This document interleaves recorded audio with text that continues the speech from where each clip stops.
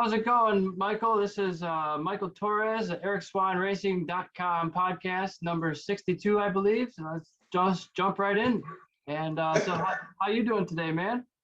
Well, it's I have no idea what day of the week it is, so that should start your question off. But other than that, I'm pretty good. And what you been up to lately?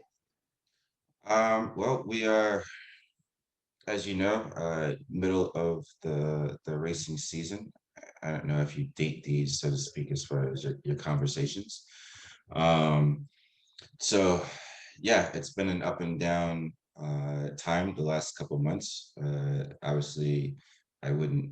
It'd be kind of hard not to start this podcast without saying a little moment for the family of Hugo Milan, who recently passed away at the European Talent Cup race over the weekend.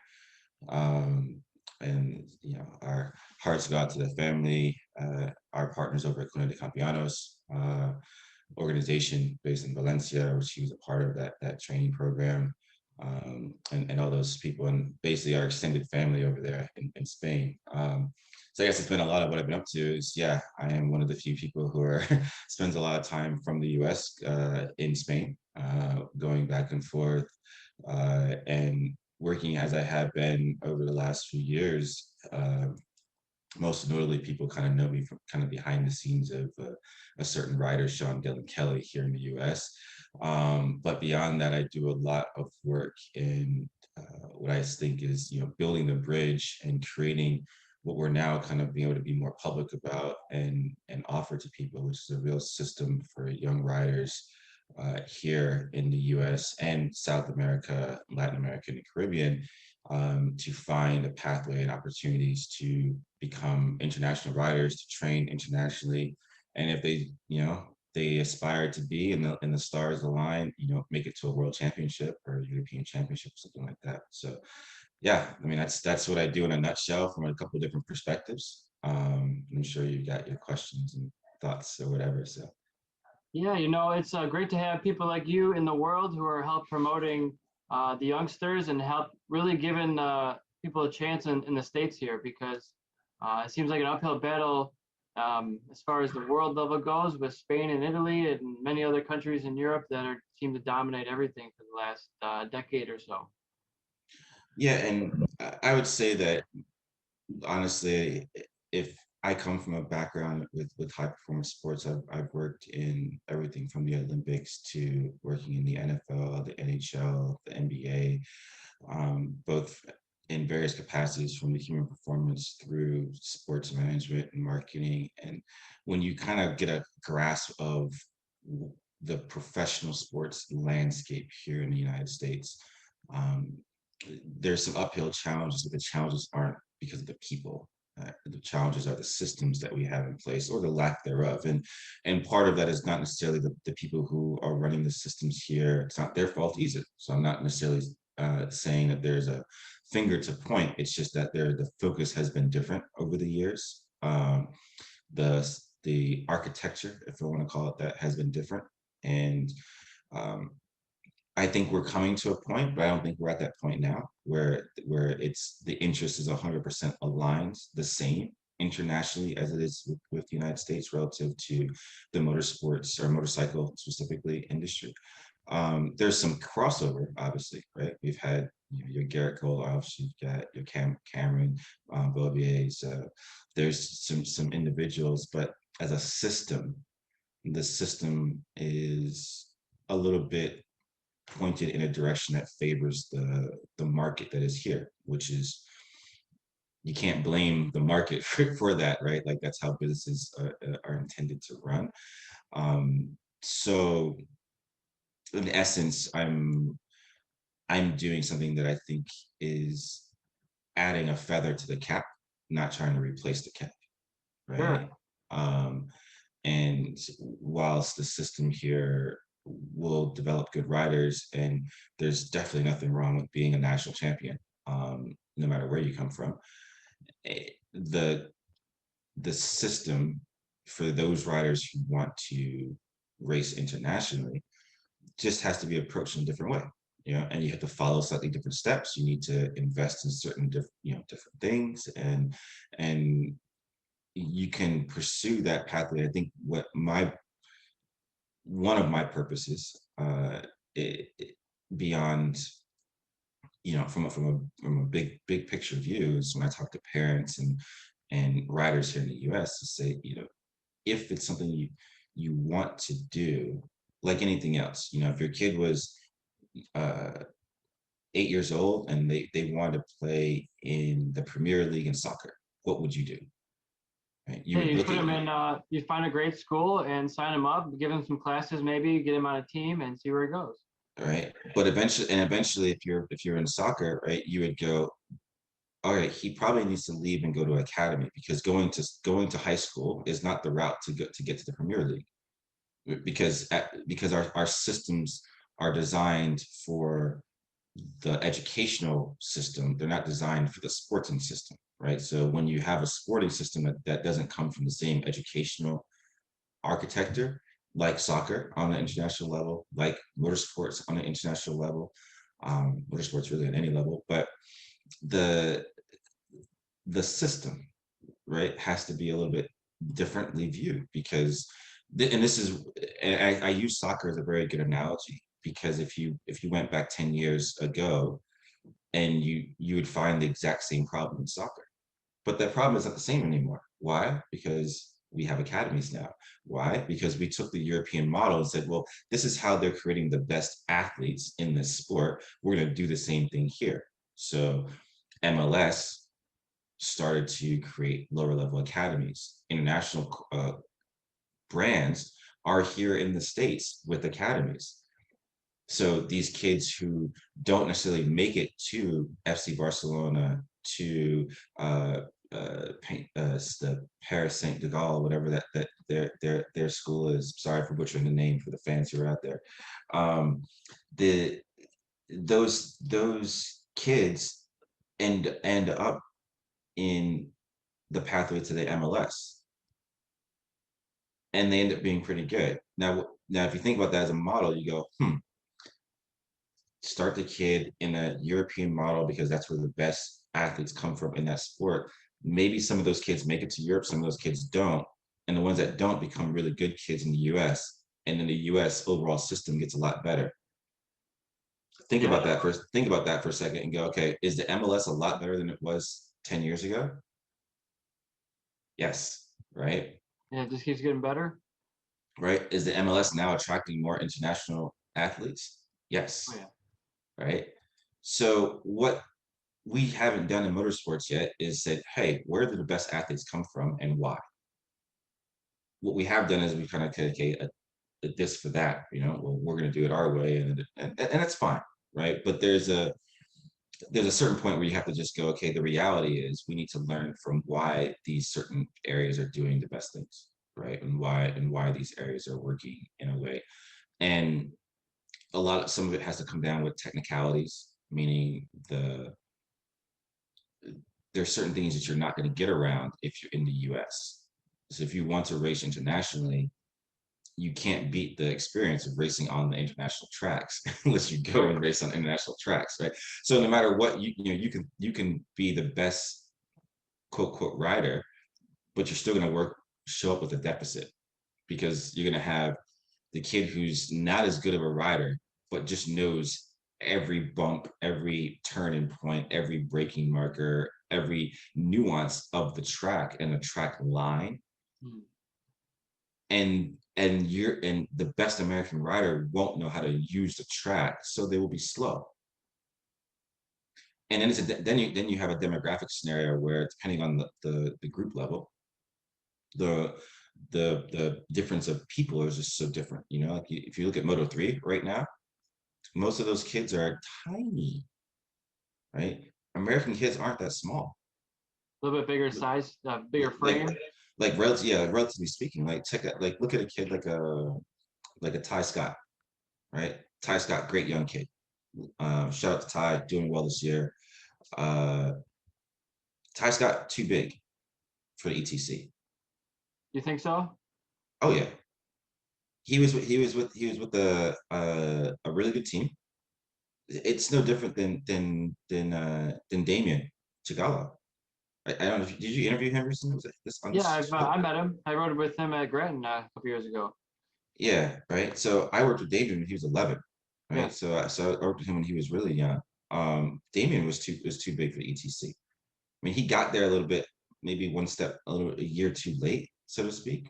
But here nor there, by the time you get to that level, the American kids by 14 are too big, for the most part, unless you just, unless you have it in you already to be fairly small, but the average American kid is just a little bit too big. And those bikes are, the ETC bikes are tiny. Um, so those are 125s, 250. 250s now. Yeah. Everything is 250. And that's the other, we're not even gonna get into that. That's the other thing is like You how got time. the how people, the levels of riding, um, the approach, as I mentioned, Cuna de Campeones, and like the approach of with step by step and getting people to go through different levels. There's so much value to that. And I think from my perspective, coming from the human performance lens of things and developmental anatomy and science, and this the approach of different levels of competition and kind of getting a rider in a step-by-step kind of systematic way, it's just proven. At the end of the day, it's proven, right? Like you can't deny that. um and unfortunately, that's just something that, we're getting there, right? And we're getting there uh slowly, with the ability to, kind of have, I want to say, the mini cup now. Then you've got, some other little thing, like we got the junior cup. We've got these different elements that are around.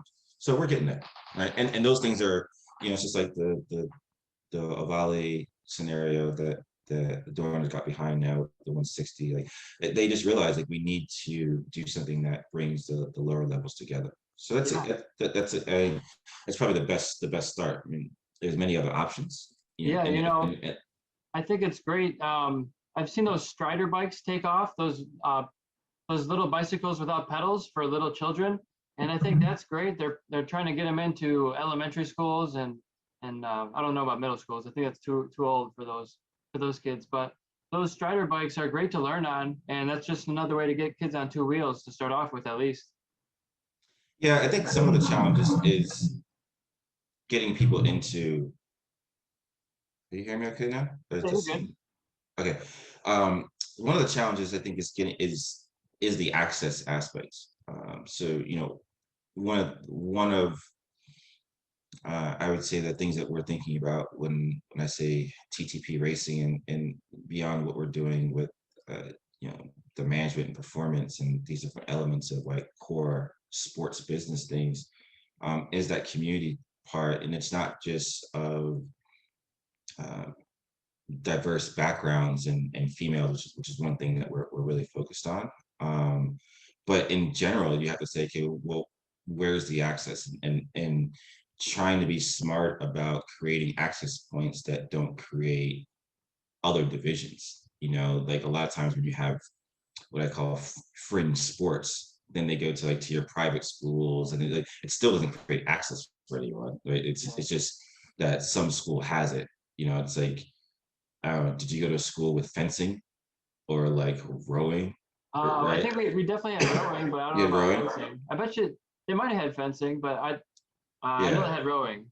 Like I taught at, I was a coach of the school that had fencing, but Yeah, like that wasn't a normal school, right? Like that wasn't the public school for the city that I was in. I went to public Uh, school. It was yeah. a decent school. I went to Crestwood High School in Dearborn Heights.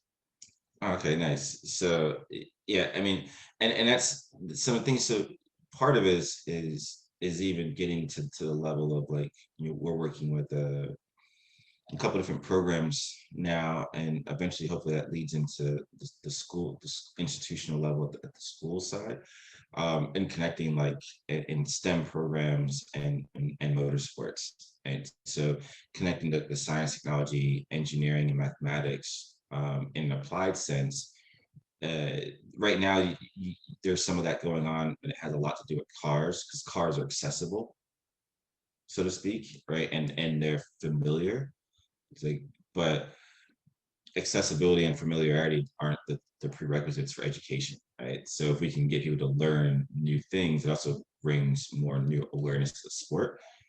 And yeah, so that's kind of one of the things that's important, you know. How great would it be if we could get a national collegiate racing motorsports team together in all sorts of different motorsport disciplines, whether it's drag strip or road racing, hill climb, motocross, like collegiate motor racing.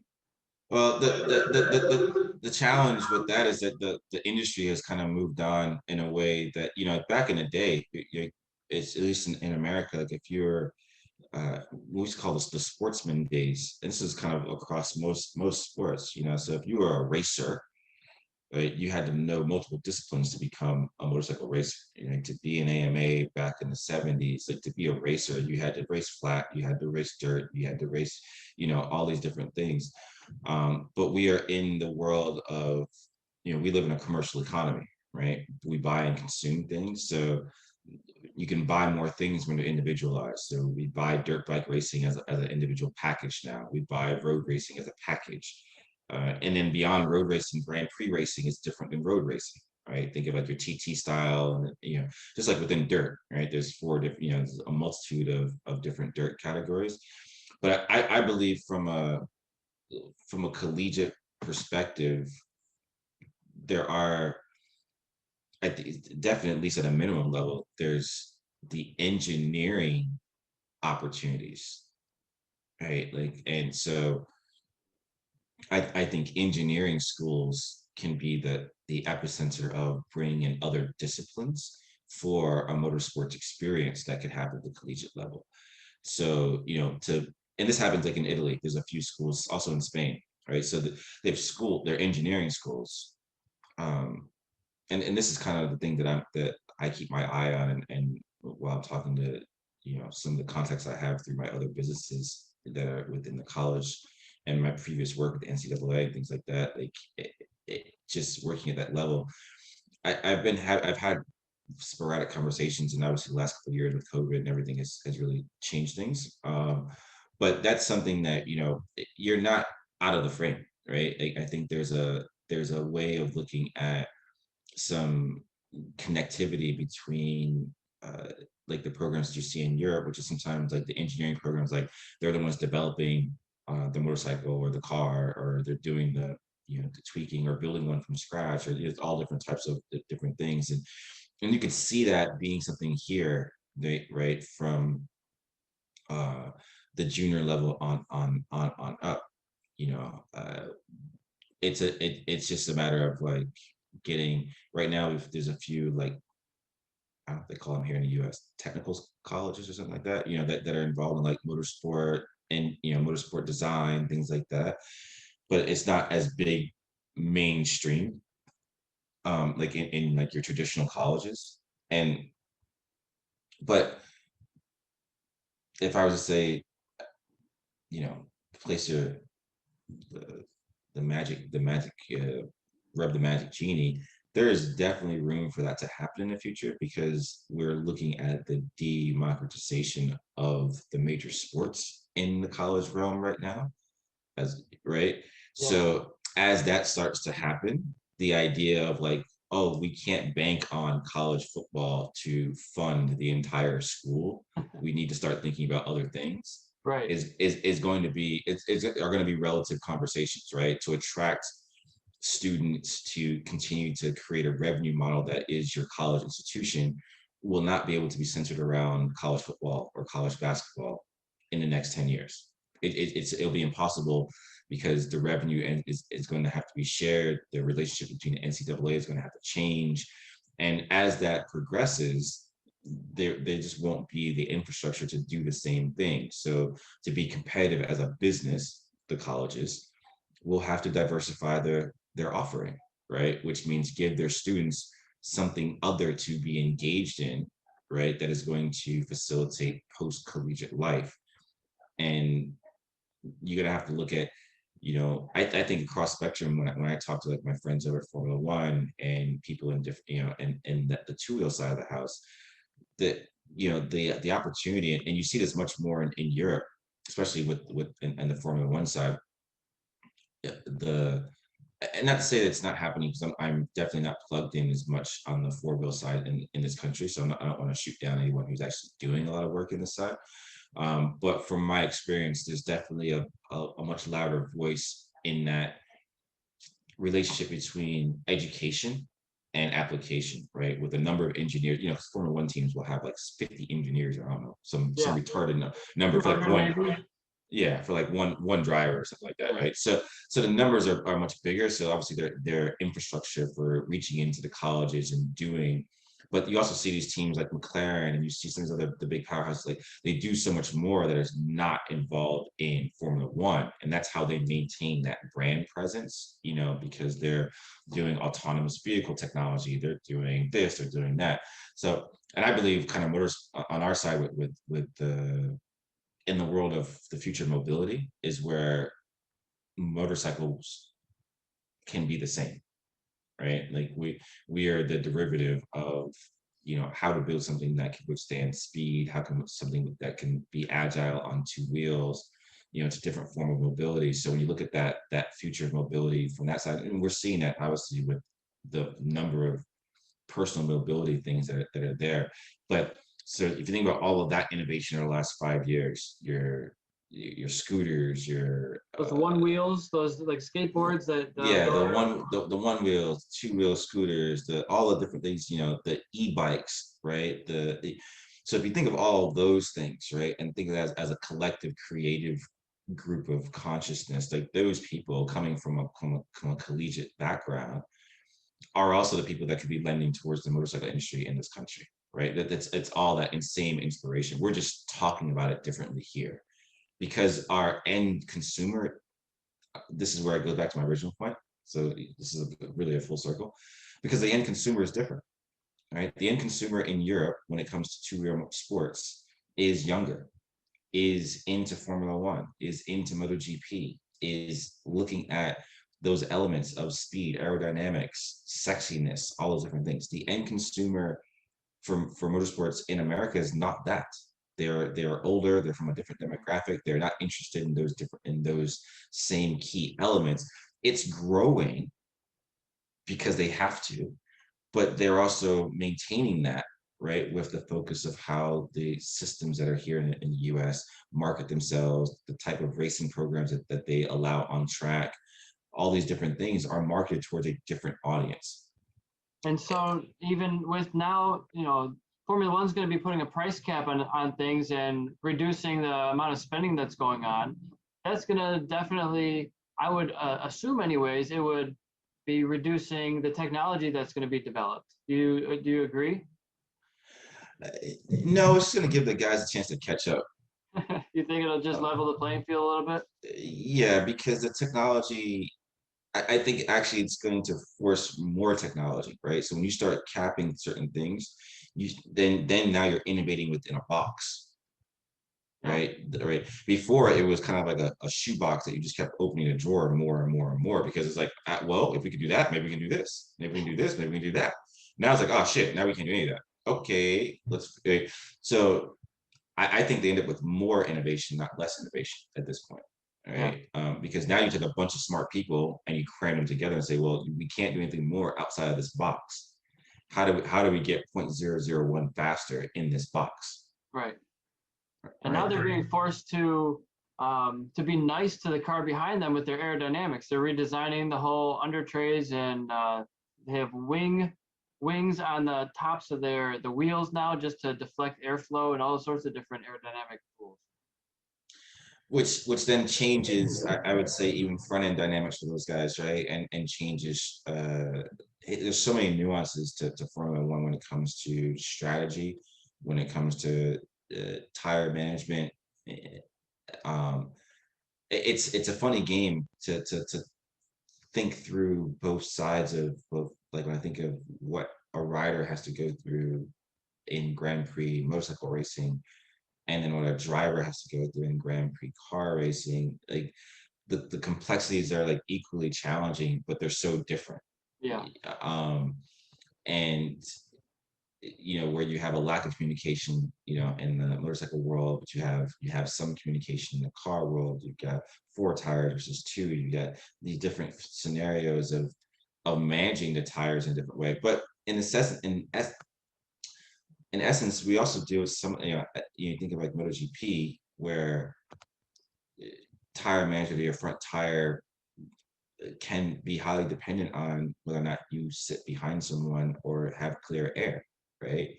And that's very much a Formula One derivative type of problem, Yeah, I would right? never think that in motorcycle racing. I'm like, I'm going to always get as close as possible. I don't ever worry about airflow. I'd like to get in the draft. Yeah, and it's not the case, right? There's a lot of times in tracks where you need to manage that, whether it's a tire itself or the front brake disc, because you could go with a thicker front brake disc, you could add more weight, which would change the bike, or you can, right? So there's different things, and then the rider has to then manage that to understand how to adjust their lines, how to adjust their riding style, which makes, all the more why a MotoGP rider at any level, 1 to 26 on the grid, makes them an amazing athlete, because the amount of things that they have to self-adjust for is almost way greater than any other sport. It's very minimal.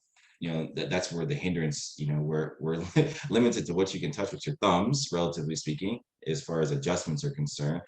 And there's a lot more adjustments that can be made through the individual, Yeah, it's so and crazy if you just put more weight on your hands here, or you're leaning your body this way, or you're using the brake a little bit more in certain corners. It just changes the whole dynamics of how the bike rides. yeah. So a lot of that is maintenance for, how to get the bike to go around as fast as possible, but then you still need tires at the end of the race. And none of the really competitive classes around the world can you get away with, there's no real runaways, even. And so you have to understand how to be able to fight in the last 5 laps. For sure.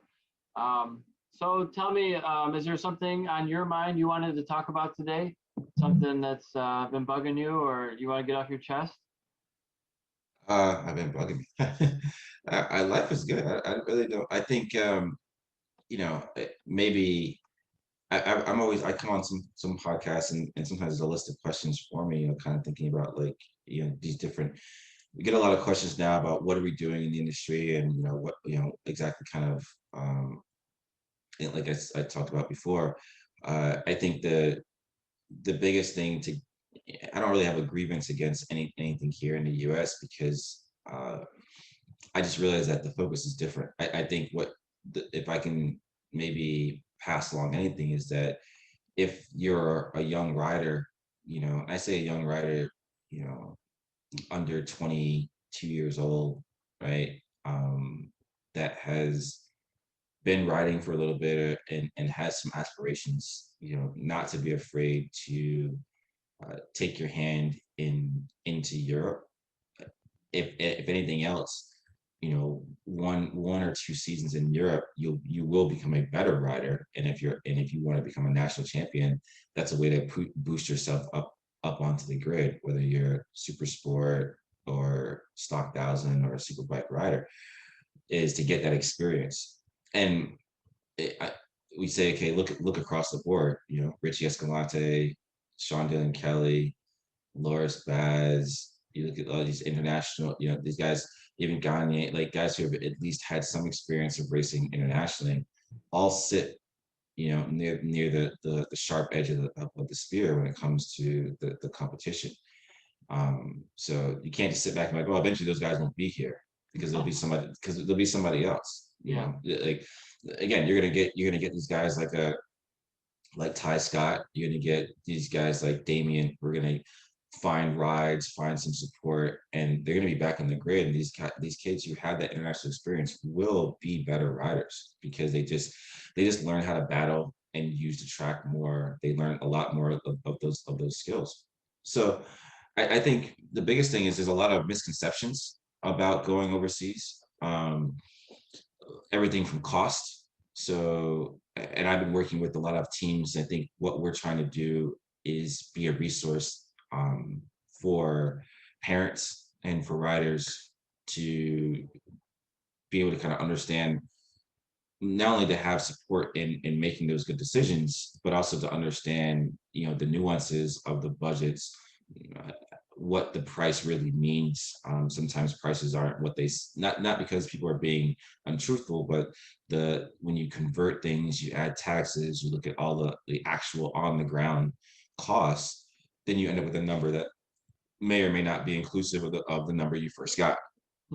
And that sometimes is a sticker shock for people, and you say, okay, well, unlike what happens here in the US, where people wait till sometimes the same year to figure out what they're doing for the race season. Like I'm right now working on 2022 Yeah.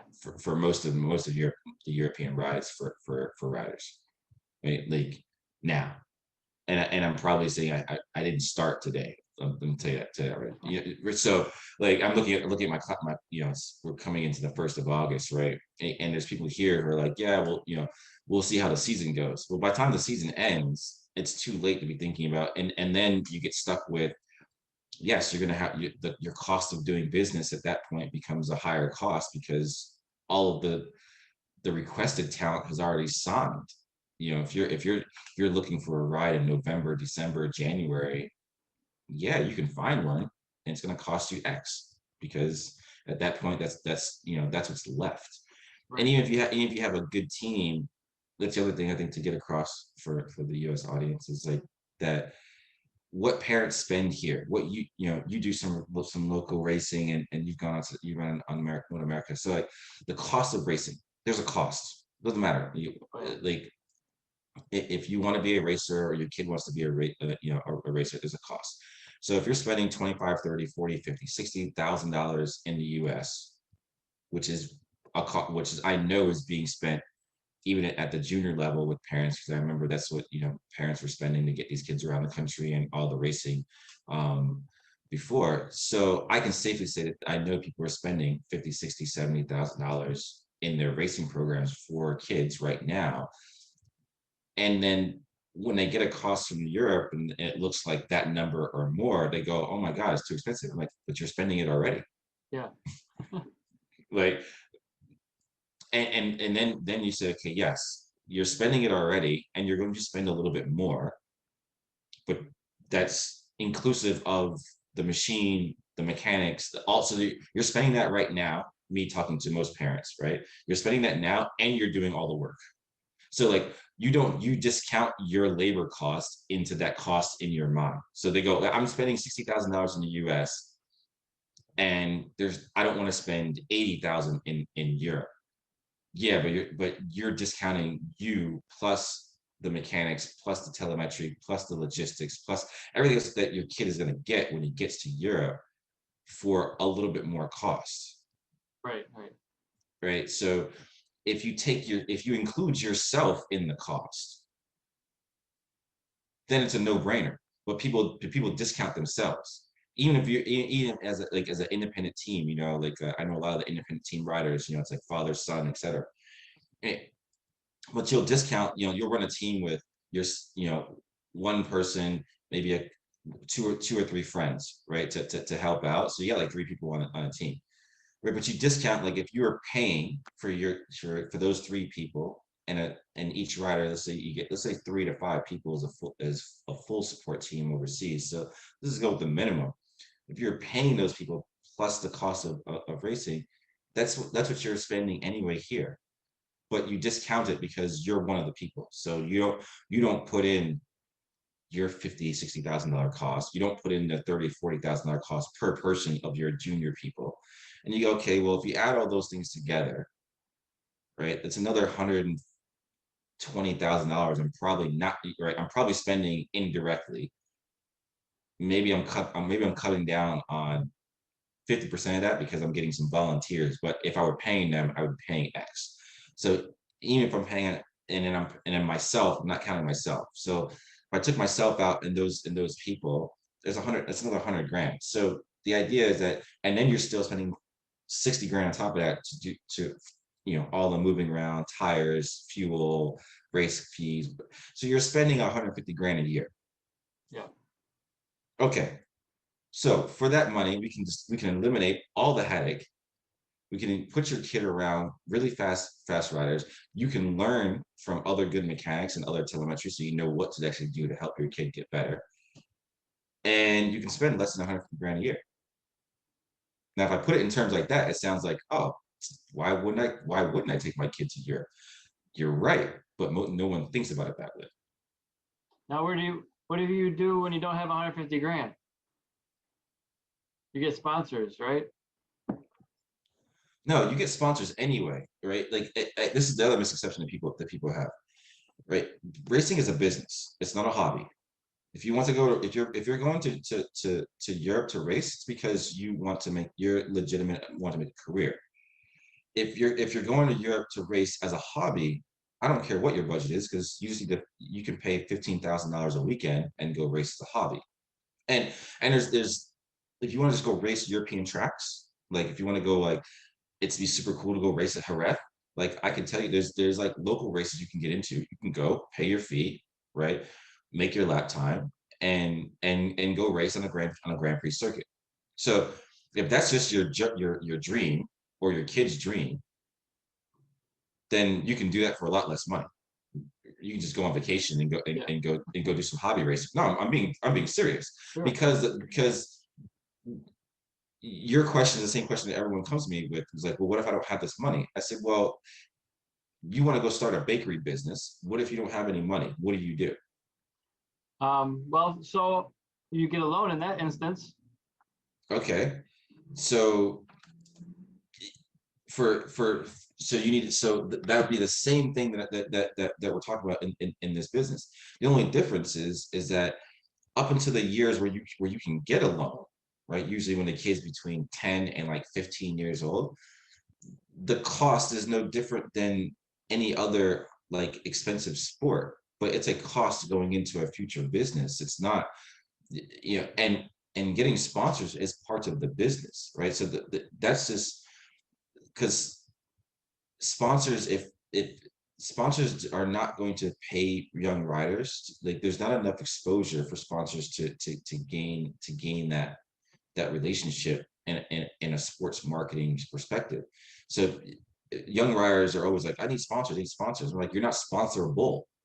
What are you for? What you offer nothing, right? So, and then they get mad at me and I'm like, no, that's just for you to then think about that, right? It's not to get mad, it's to go, oh, well, then how do I change that, right? As a young rider in this day and age, you can change that. You can change that because we have this thing called social media. So you have a young rider with 10,000 social media fans.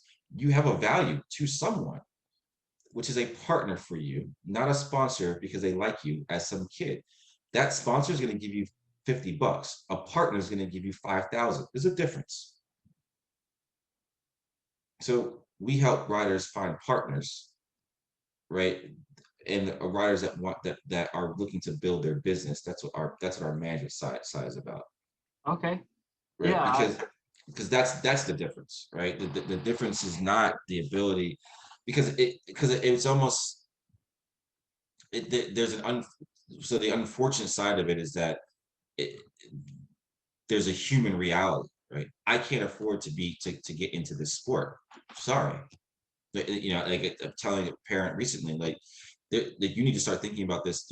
Your child's like 8, and I'm like, you need to start thinking about this now, because I know that they don't come from quote money.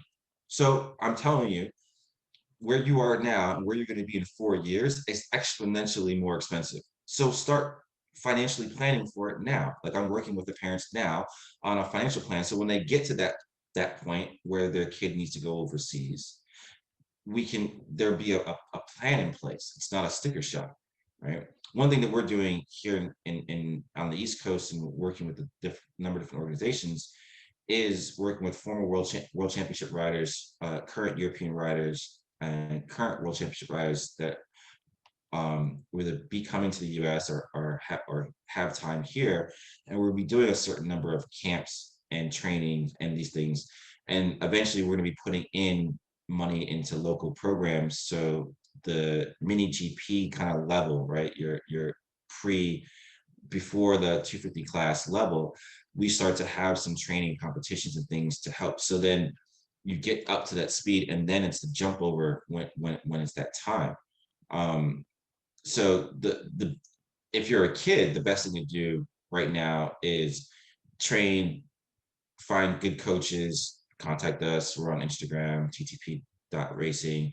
Um, look at what's available, because the Dorner program is probably the best opportunity for someone who's looking at it and go, I have a kid who's really passionate. I think he's got some skill. We're all in as parents. We just don't have the resources to think about racing. Now, I will say that many parents get scared of motorcycle racing because of how much karting is. Like the four-wheel side is way more expensive than the two-wheel side at the junior level. So like I'm like, well, if you could think about that, you could think about motorcycle racing, right? So it's the same thing. Like someone goes, well, I would never even consider that because of the expense or because of whatever reason. Then don't consider it, to be honest. Yeah. Right? Like if it's just not feasible, and there's a difference of like, again, I could tell you go on and on about like Sean Kelly, right? Whose parents did not come from money, and who gave up virtually everything for their kids. But there's a point where you go, wow, wait a second, my kid's actually kind of good. Like he's not just like a normal kid. Like this kid's like good, right? Going for the And, championship.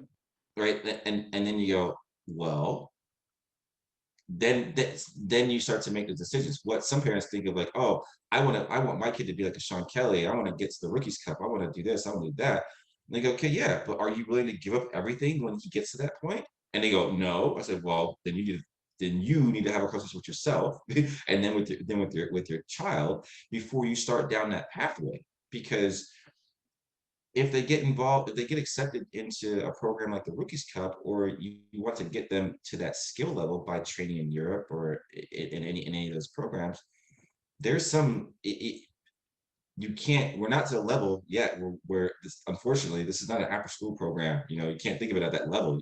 We want to get there, right? Those of us who are in the industry, I'd love to see every school with 50 little mini, 50cc mini bikes Yeah. in the back, and teaching kids, doing mini bike training every day as an activity. Dream. Any school administrators listening to this podcast, by chance, we can talk about that. It's very possible. Um, but up until that point, we're gonna, there is the get sponsors, but again, you approach it as a business.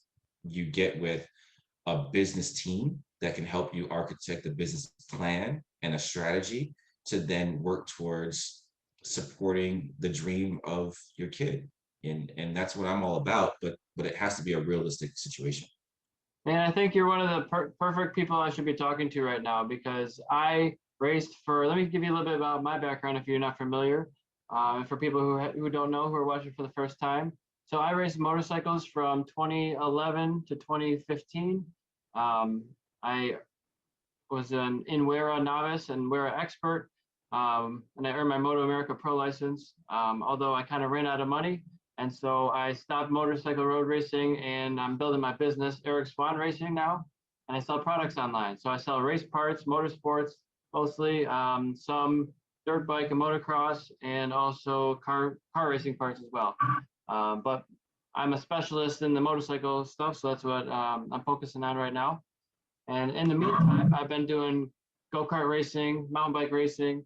I've won championships in both of those. And I'm just trying to continue staying fit, staying active in it. Foot races, indoor. I did an indoor triathlon a little while ago, and just trying to stay in it, man. I'm doing corner working now. So this is the first year I've gone to 3 different tracks so far. I was at Blackhawk Farms for my first one with CCS. I did Moto America at Road America earlier this year, and then I was just at Mid Ohio for Vintage Motorcycle Days Man, that was so fun. It was a freaking festival. It was not just a race. They had like four different tracks going. They had the motocross, they had the hare scrambles, there's a TT track, I think. They had a mini bike track. There was even a flat track in the parking lot that I was taking my bicycle around while there was motorcycles, and all that, and golf carts and three wheelers, and man, it was a blast. Yeah, it's interesting. Like, there's some like cool things that happen in the US when it comes to motorsports, and then like sometimes you're just like confused. Like sometimes I'm like, why? What is that? And then you think about like those, and we wish there was more crossover, right? That event you're just talking about, and think about the I feel like we miss the boat sometimes. We have like these companies like Triumph, which I think is an awesome company, right? And they've got like the Scrambler and the Ducatis. They all have these vintage style bikes that they're selling, right? But like, wouldn't it be cool if they were involved in something like an event like that in a big way? And then you're seeing like, oh, look at the little mini GP bikes, and like you can see the whole progression and the what happens is we miss the breadth of motorsports here. We do this very narrow, kind of like we do with a lot of things in this country, unfortunately, this narrow scope of like we only see this, what's in front of us. And yeah, it's like you go, what the like they're racing scooters in Europe. Like it's hilarious, but it's Yeah, funny to watch. Like it's funny, you go like, this is awesome. why not, right? And like the first time I was in the UK, this was a couple years ago, and this is like I'm such more of an environmental person, so I don't really like it. But it was so hilarious to see them like racing like full on lorries, just like the front end, just the front end of the cab. Yeah. Like these are and like these are your drivers who are driving your trucks for your race teams, right? Like these are the same guys, right? Are Like they? some of them are mechanics. So like, and they're full on racing the lorries, just the front ends of the trucks, like on full on tracks around the UK. I'm like, holy cow! Like, but then you realize, like, yes, like I don't like this, but yes, we need this, right? It's like because everyone's involved. Yeah, I Everyone, get what you're saying. Yeah, I mean, race everything. Run what you brung. everything's, but I think that the difference is keeping it organized, right? So here, like, unfortunately, you end up with like these the national series and some of these like regional series with like there'd be like 18 different categories of racing that makes no sense nowhere else but in that series. Yeah. You're like, what is this? Like, and then within the category, there's like 8 different bikes, different stuff, you know, like styles of bikes. And you're like, why? What? Like, who are all like all these things don't go together? Hold on a second. Right. Oh, sorry about that. Hey, no worries. Something was coming in. Um, yeah, so like that's just one of those things that's super confusing sometimes, and you're like, oh, wish we just had like some simple like synergies between the things. But we should, but definitely like have fun with these like obscure races. But I think what happens is we just don't have that much of a synergy between like local, regional, national, kind of the different organizations in racing. They're so fragmented here. Um, I don't know. Maybe it's something that I think about sometimes. Yeah. So, with my business, I'm just trying to help fund myself getting back into motorsports because, my parents don't come from money and didn't want to sell their house and all that stuff, which is reasonable. So they said, if you want to continue racing, you got to do it on your own.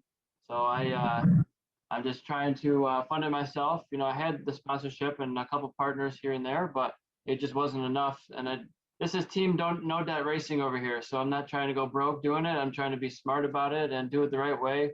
It is a business now, and I switched it over to LLC for sponsorship at the time, but it kind of morphed into e-commerce. Right.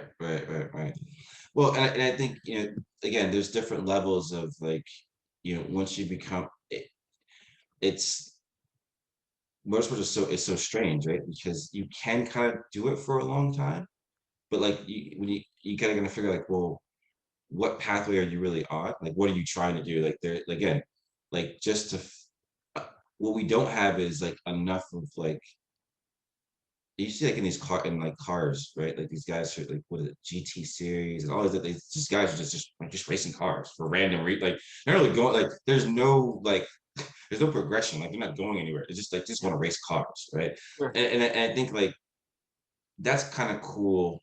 That's kind of like what wear represents for me, right? Like you want to race motorcycles, like that's cool. Like just I like to go racing. But like the if you compare that to cars, like the GT series, unfortunately, the guys who are in GT fund their projects, and then they get a few sponsors on top of it, right, to make it look. But most of it is them, and that's what I kind of unfortunately think is the same thing with motorcycle racing. It's really hard. Once you leave the track of like, hey, I'm a kid. There's this pathway to get to the next level, like I'm competitive with, at this level, I'm gonna be going to super sport, then I want to be a super bike rider. Like, and then once I've fallen off that track, it's like, oh, I want to race still, like because I like racing. Then the model changes, right? That's a little bit different than what I'm speaking about, because then you really need to figure out like, then does your like if I was to consult with you like live on your scenario, right? I would Yeah. say like then your it's your e-commerce business, right? That is your racing brand, and you just happen to do some racing around the country, which helps promote your e-commerce business, right? You want Yeah. more regional racers and national racers to buy products from your website, Sure. right? So in my mind, like that's how you fund your racing, right? It's like because you're not in a commercial pathway, right? You're not a commodity, right? That someone's looking to brand relative to, um, a young 14, 15, 16, 17 year old, 19 year old, like a Sean Kelly, right? 19-year old, top of his game. And I'm not saying that like there's nothing for everybody else who's not a Sean Kelly. There's a more than one place on the grid. So, Sure. but B, even if we were to say, okay, my vision of a Motor America grid would be a tighter spread of more Sean Kellys, right? Like I want to see 16 Sean Kellys fighting it out, Right. right? Not Sean and Richie, right? We want 16, and then maybe some guys who are developing from the younger classes, that's fine, coming over from twins or whatever, and we have a grid of 25 riders that is the majority, you know, two or three good battling groups and some riders that are coming along. That's the way it should be. Like we look at like super sport class in Spain, where we have a team of two riders. I have a Spanish rider who's a top rider also. I have and they know each other. It's kind of funny, but Alicia View, and then I have an American rider who lives in Japan, but an African American who came into the sport late. So he's more analogous to kind of your story, so to speak, right? Like came into the sport late after college, um, but he is funding his business, right? Okay. Yeah. To get him to that point to where he potentially wants to go, race in the World Endurance Championship. So Zach Degade, who works with us, you'll see it on our TTP Racing. Zach DZ, he's coming from a different background, right? He's graduated from Cornell, like top college in the United States. Is a really bright young man who really likes to go racing. So he's using his work in computers to help him, and like he chose this year to come with us to engage in a super sport program in Spain to help him with his racecraft, his race skill. Okay. Because no matter where you want to race, if you want to be the better racer, like that's where you're going to go sharpen your skills. So he's investing in that pathway, and he's developed some relationships, and now he's becoming a Spain racer, and he's got some offers from teams now for and of course there's costs still. So and you're saying you get a team, an offer from a team, yes, but again it goes back to my breakdown of cost before. He was an independent guy in Japan, so he had his own 250, then had his own 600, then had his own 1000, right, and was spending x bigger number. he's spending a good significant less than what he spent last year on his own Yeah. to come to Spain to work in one of the best teams in the paddock, to Yeah. be a partner with the number one rider in the paddock. So his data comparison is against the best. And that's the other thing that people don't have here, right? Like, so you can spend all the money in the world, but if you're racing by yourself, you're going to get marginally better. I don't care who you are, right? The reason that riders make big gaps is because they, like, what I do is I would put a rider with a top rider, right? So if a rider came to me right now from the US who wanted to ride in a super sport program or a Moto2 program or even a pre-Moto3 program, like, for a young rider, we would help put them in a program where we know that the person or people that they're with in the pit is the carrot. The carrot isn't the racing, but you need to know, like, okay, I look at his data, I look at my data. So when you're trying to get better, you know what you're comparing, not somebody else who doesn't know what the hell they're talking about, or someone trying to figure out, well, it looks like you're doing this. Let's try this, which is what I hear when I walk around the Motor America paddock sometimes. Because it's just a lack of experience, right? So, and then when you have an independent team where you're not comparing that data to anybody else, or you're comparing to other independent riders who aren't really that much better than you in the first place, Yeah. It's like hard to who, tell where you're gaining or losing. yeah, like where are you actually getting better, right? Yeah. So, certain things, like we've done things working with mechanics or telemetry data technicians remotely. So I've had people that I work with in Spain review data for American riders to help them improve. It's like, okay, look, and you can look at the pattern of how they ride, and you can watch the race and go, okay, yeah, you can improve here, especially at the middleweight class, like the R6, because the R6 is like the most used bike also in Spain in the middleweight class. Mm. So it's very easy to compare notes, so to speak. But I can tell you that that for the most part, people set bikes up differently here than they do in Europe, which is why American riders are slow when they go to Europe, and why American riders don't get faster here, because the way the bikes are set up, Yeah. they're limited. It's limited on how fast you can go. So what are they That's doing differently versus overseas? eh, it's on the whole other podcast, but like it's really about like the design of how you set up the bike in order to, like, what you're doing to approach corners, how you're maintaining or gaining exit speed, how the attitude of the bike sits in different positions on the track is just completely different. Not completely, but vastly different, than most riders here. And you see that both in the riding style. So if you learned how to race here, okay, which is the given, then you might have a significant riding style that's different. And a lot of times, what American riders will look at a European rider and be like, oh, that's the European riding style, Hmm. right? And they go, well, that's just their style, right? And I would be the first one to tell you, like, nope. You think it's a style. It's a matter of necessity, because the way the bikes are set up. So it's a function, not a style. The function was a derivative. The style was a derivative of function, not the other way around. And now, because of of that relationship, what Americans see as a style, you go and you don't understand why you're not faster than them, because you're looking at it as an ego perspective. Oh, I don't need to do the European style. Like, we can race fast here. Okay, good. Keep going. You'll never be as fast. I promise you. It's freaking math. Like, you can't beat physics. I don't. Right. I see. I get involved in. My world is facts, right? I deal with data, both in human, and that's why I do really well in the space of crossing over between the human performance side and the motorsports performance side. And in the middle is kind of the mental side that I work in, and that's really just my background from being a combat veteran. So I know how to relate to being in these situations. So, but the bottom line is, you need to understand facts and throw away your ego. I don't And care the what you think. data.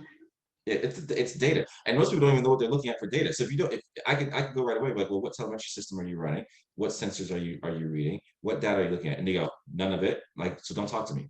Don't talk to me about style if you're not even looking, if you don't even have all the facts on why your bike is doing what it's doing on the track. Yeah, You're not even you haven't even opened the conversation up yet. right. You don't know enough about yourself to start pointing fingers at somebody else about what they're doing is right or better or worse than what you're doing when you don't even know what you're doing.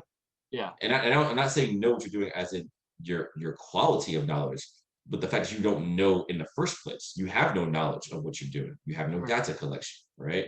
You have no data comparison, right? So this is, and I could circle that whole conversation back into the reason why we need STEM education, science, technology, engineering, and math, is because if you think like an engineer from the ground up, it's a lot easier to understand racing.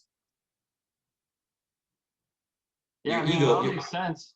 your ego might let you win, but you won't be fast. Yeah, man, you have to analyze and understand what you're doing to go faster. Otherwise, you could just be. It's not always helpful practice if you're just going out and doing laps. You got to have like a focus to what you're doing rather than just spinning around out there. Yeah, I mean the best performers in the world understand deliberate practice, and it's something that we teach from a very young age, and the results are there. I mean, I don't. I tend not to make a big deal of Sean, but I make a big deal of Sean. Like publicly, I don't make a big deal, but privately I do. And because I've worked with him since he was 13, and everything he's done from a physical performance perspective has come through myself, and including his sports rehab, including post surgical work.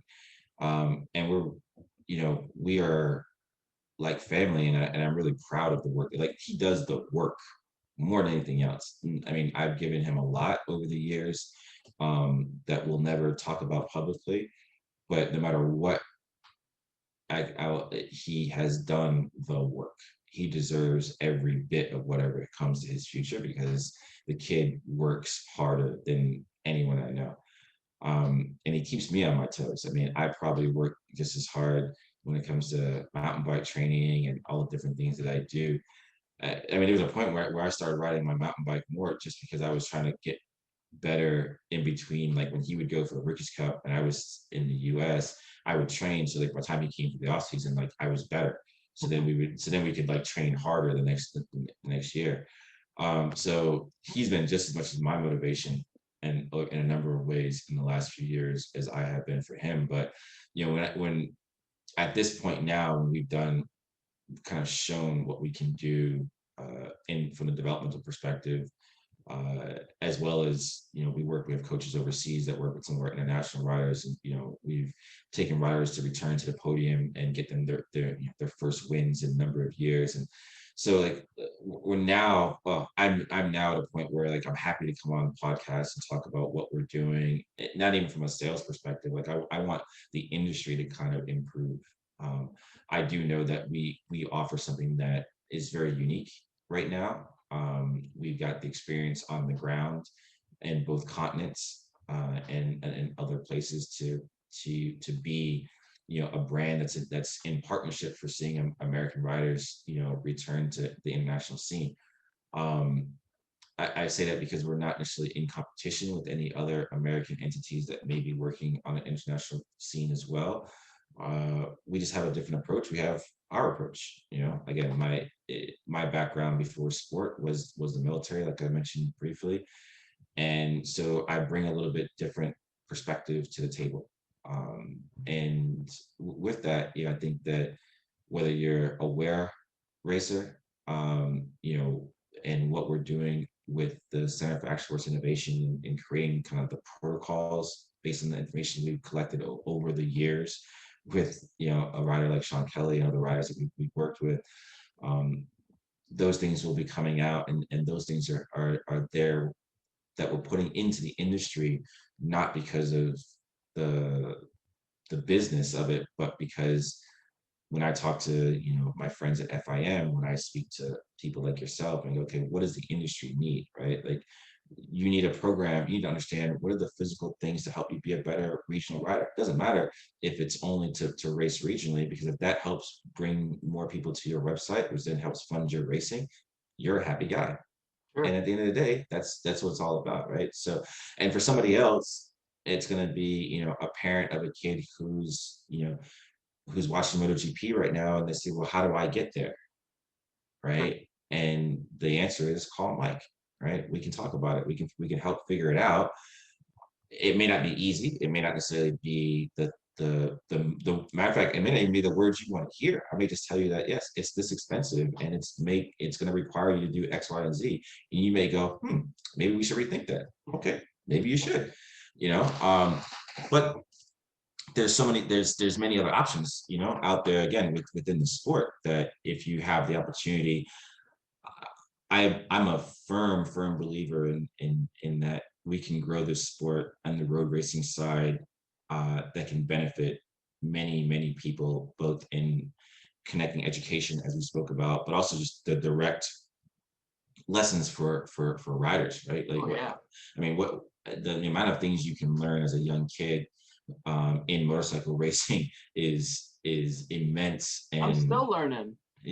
well, I mean, the there's the learning of the sport, but I mean, very early Yeah. you learn the life lessons, right? Right. Like, Right. again, we just lost a kid this weekend, right? As sad as that may be. So the extremes of the sport, it's the second kid that we've lost this year, and in that age range, right? Like, Yeah, in the same class, pretty well, not the same class. It was a European Talent Cup versus Moto 3. yeah, I mean, same So, same same bike yeah, essentially.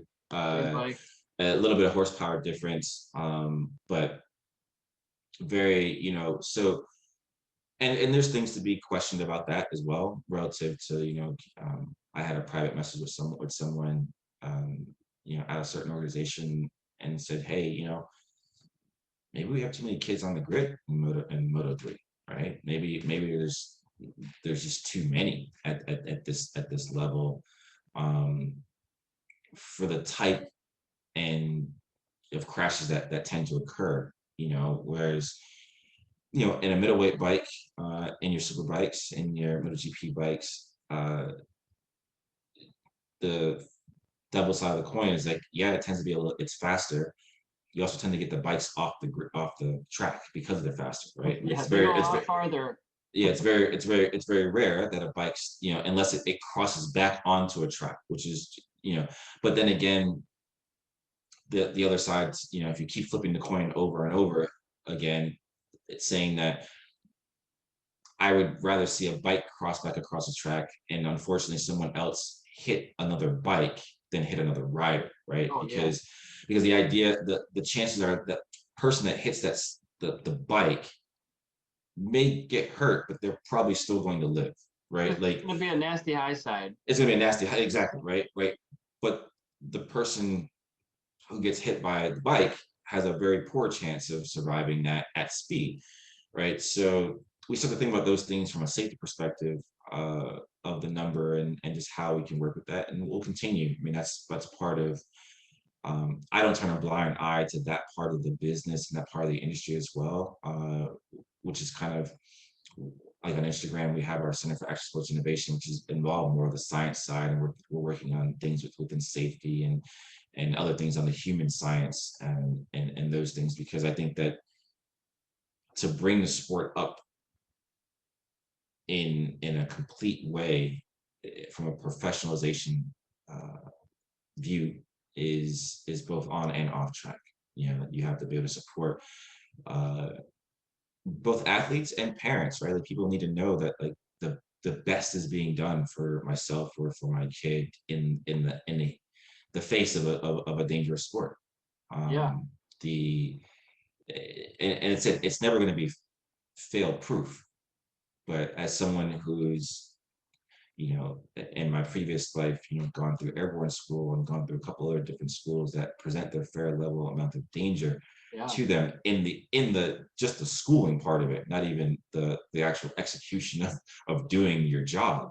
That I can say that, there's a way to minimize the risk in that perspective, and you get the minute you minimize it down to the point where risk becomes confidence, and the confidence is that the organization, the equipment, the people around me are doing the best they can do to ensure my safety. The rest of it's up to me, right? And Yeah. that's and that's a very military model, like at least from the units, the kind of special operations units that I was around, is that we had confidence in our equipment, confidence in the person to your left and to your right, and then you just have to do your job really well.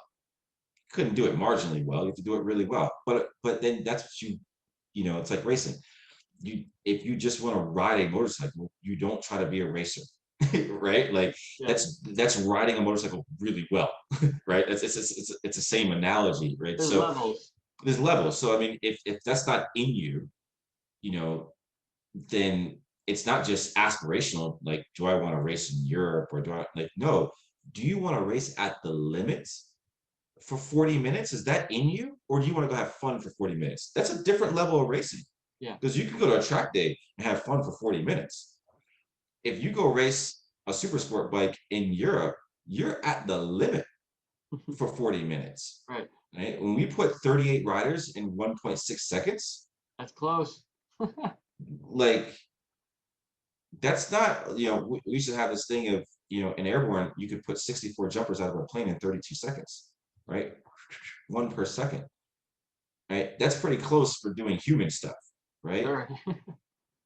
38 riders in 1.7, 1.8 seconds, on a track, mechanical, that's pretty close, right? So you have to want, I think Cal Crutchlow was great when saying this one time. It's like someone asked him about, like, how much he enjoys riding MotoGP. And he was like, I hate riding MotoGP. I love racing. He's like, riding MotoGP sucks. Like, the bike is violent. Like there's so many that, like, it's like, no. He's like, no, I hate riding the bike. He's like, I love racing. He's like, Yeah, I it's love. very physically demanding, and you can't make any mistakes, and you got to go as fast as possible at the limit of physics without for yeah, like you said, 40-45 minutes or so. Yeah. So it's not something that you can look at and be like, yeah, this is like, uh, the enjoyment. It's Well, I kind of, enjoy the performance of doing your best, and to do your best, you have to put it all on the line. yeah, and you have to enjoy the racing. You have to enjoy the competition. You have to Right. enjoy. Um, it, there's a reference that Sean and I used to make. I think it came from a song, but it was kind of interesting about, like, doing. It's kind of cool when you can do dangerous things well, Yeah, right? it But is. but but there's a certain type of person that thinks that that's cool, right? And then, like, for everybody else, they're called fans, right? And for the rest of us, they're the people who actually do the thing. Like, you have to enjoy the fact that, like, you do something, and this is something that I coach a lot of the young riders to understand, right? Like, when a rider is, let's just call it like the rookies cup level, okay, 13, 14 years old, 12, 13, 14 years old. um you go through a selection process, right, that is 50, 60, sometimes 70,000 applicants, that will Oof. down to 1,000 that they actually look at, and then from that 1,000, maybe 100 or so get invited, Mm. and from that 100 or so to get invited, maybe 10 get picked up. Very So select. by time you make it to the rookies cup, right, if it's very easy to tell a kid who's 13 how much they have to go, how far they have to go in life, how much the pathway is still in front of them, and which is true. But if you don't stop and tell them and recognize that they're already an elite athlete, like, you're in less than the 1% of every 13-year-old in the United States of America. That's Full huge. stop. Right. And this is something that I used to talk to Sean Kelly about all the time. It wasn't about how good or bad he did in the Rookies Cup. Just understand that, like, 1%, even the young riders who are not at the top, right? I worked with Nolan Lampkin for a number of years, Oh yeah. right? And as a coach, and helped him, work his way into the top 10. And I used to tell him when he was before he was scoring points. Just remember, Nolan, like you're still unique. You're still a special kid. You still have an opportunity to do something that everybody else in your high school at the time he was still in high school, like don't have an opportunity to do.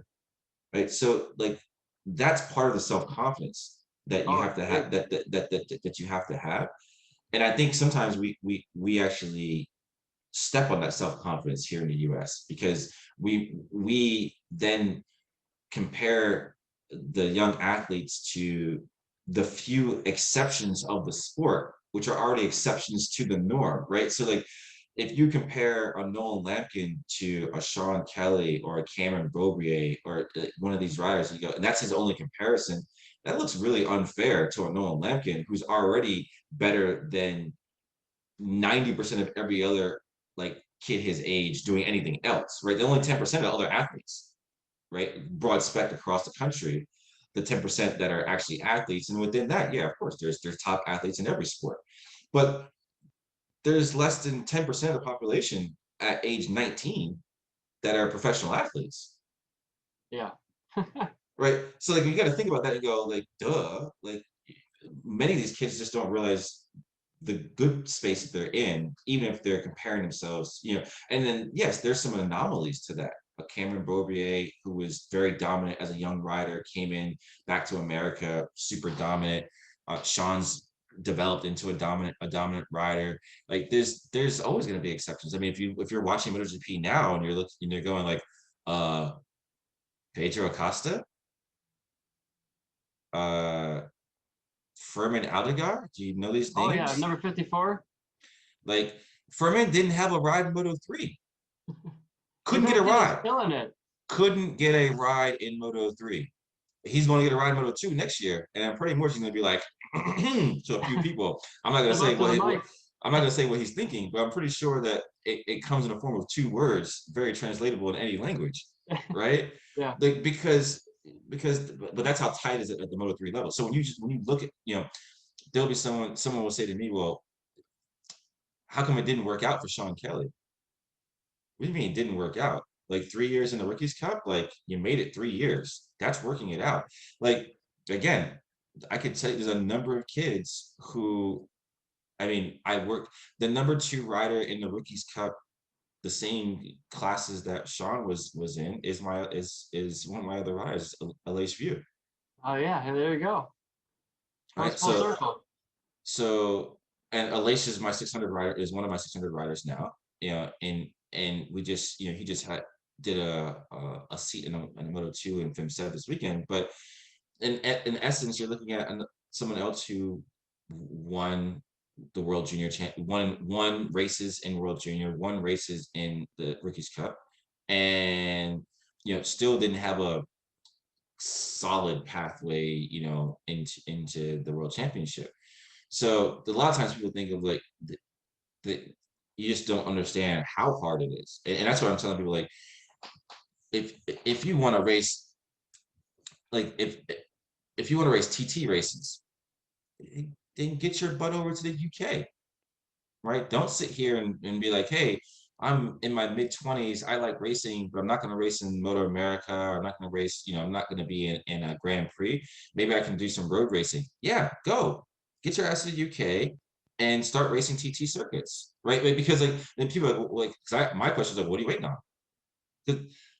And I get all the time like, well, I can get better here and then go to Europe. No, that's the wrong answer. You should practice in Europe and then stay in Europe, right? Like if you get better here to be better here. Like if you want to be Yeah.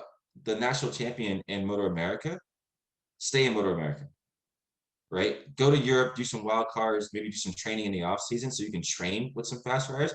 Then you come back here, or if you're young enough, you take 1 or 2 seasons in Europe, and then you come back here and you put full focus into, becoming a superbike champion or a super sport champion. But if you want to be in Europe from the like, if you're thinking of like it's Europe first option, then the fallback is the US. Most people stay in the US way too long. They think they're gonna get to some level that's gonna make them good enough to then go to Europe. And the same kids who are your age are continuing to get better in Europe because they're racing against other fast kids. So like the math doesn't make any sense. If you wait one more year if you want to, it's one more year that everybody else that was 18 is now racing against every other 18-year-old is that much faster than you.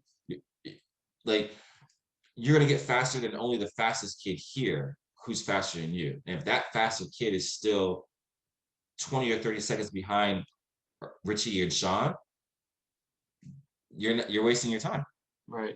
Yeah, that makes sense. Yeah, I guess Now, my you plan won't is you, to you get won't see like, that you won't see it next year because maybe if those two guys aren't on the super sport grid, then it might appear differently. yeah. But if But you we look at don't. the lap times, you'll see that there might be a couple of seconds off, or maybe caught up or faster. Who knows what happened next year? Yeah. But yeah, I think my plan is to get my money right. I want to race like a decade in Moto America. I mean, I'd love to go overseas, but I don't have a specific championship in mind because MotoGP seems so elusive. I can't, I'm already 29. Can't expect to be in MotoGP unless I buy a ride. Um, And at 29, you wouldn't be able to buy a ride. That's the thing. Like people need to think about this in a realistic point. Like if you want to race in MotoGP, it's because you started at age 8. yeah, It's like any other elite sport. Like you wouldn't people. So some of you wouldn't be like, I like basketball. I'm 29. I think I can go be in the NBA. Like right. no. Like I don't care what you did. Like no. Like you like so. And I'm just being serious. Like people need to think of like no. You're almost 30 years old. Like if you want to race, like if you want to race internationally, yes, you can race in other national series. Like go to in Europe, you can. I mean, to the UK. There's you can race in Spain in the national championship, right? There's other opportunities to race internationally, right? But to be in a world championship is for riders who spend their career, their life trying to get there. It's not because I just want to be or I think I can afford to be. It's like it's not even on the table. It's not like it's zero chance of that happening. Yeah. Even there's a writer, I won't say his name, whose father had a lot of money and was kind of pushed out of MotoGP, who had the skill to be in MotoGP, who started racing when they were 4 years old. Yeah. So I mean, it's the like best of the world. It's, maybe 20 riders of the 7 billion we got. yeah, I mean it's like you said, it's the best. So I'm just saying that because I think it's a real conversation when someone's like at your age and you're like, okay, I still want to race. Well, is it Motor America? Is it road racing? Is it like where is the and this is where I'm just being honest with like I'd say, hey, where do you want to spend your money? I mean, Right? America's Like cool. I like America. I don't need to go overseas right now. I like the country, and I'd like to race Brainerd and Laguna Seca. The Washington track, the Ridge is a new one. It'd be cool to hit all those. yeah, and that's and I think that I wish we had a national series that did that because I think the Moto America series needs to be for people who are fighting for a national championship, not looking for track time.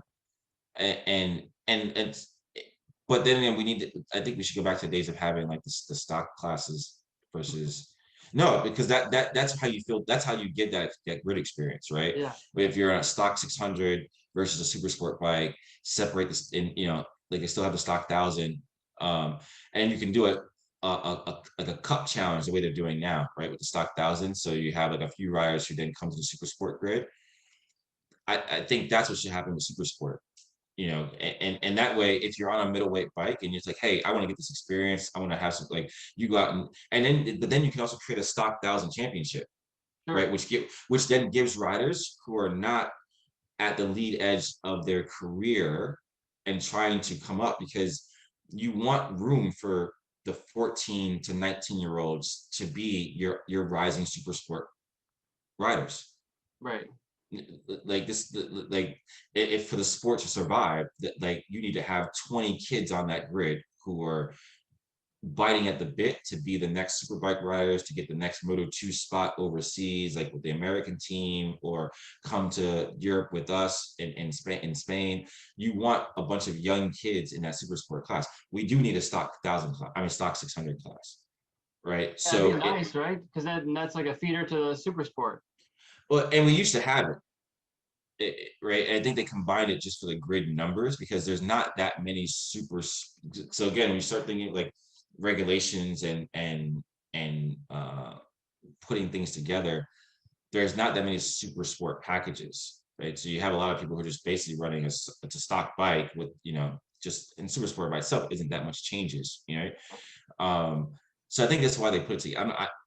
I'm not willing to be coded on. I have no idea why they meshed. I do remember there was, because I remember when when Benny Solis was racing. I Yep. remember Benny was in like the stock, and then he moved to Moto2 like in Europe because he was with the AGR team.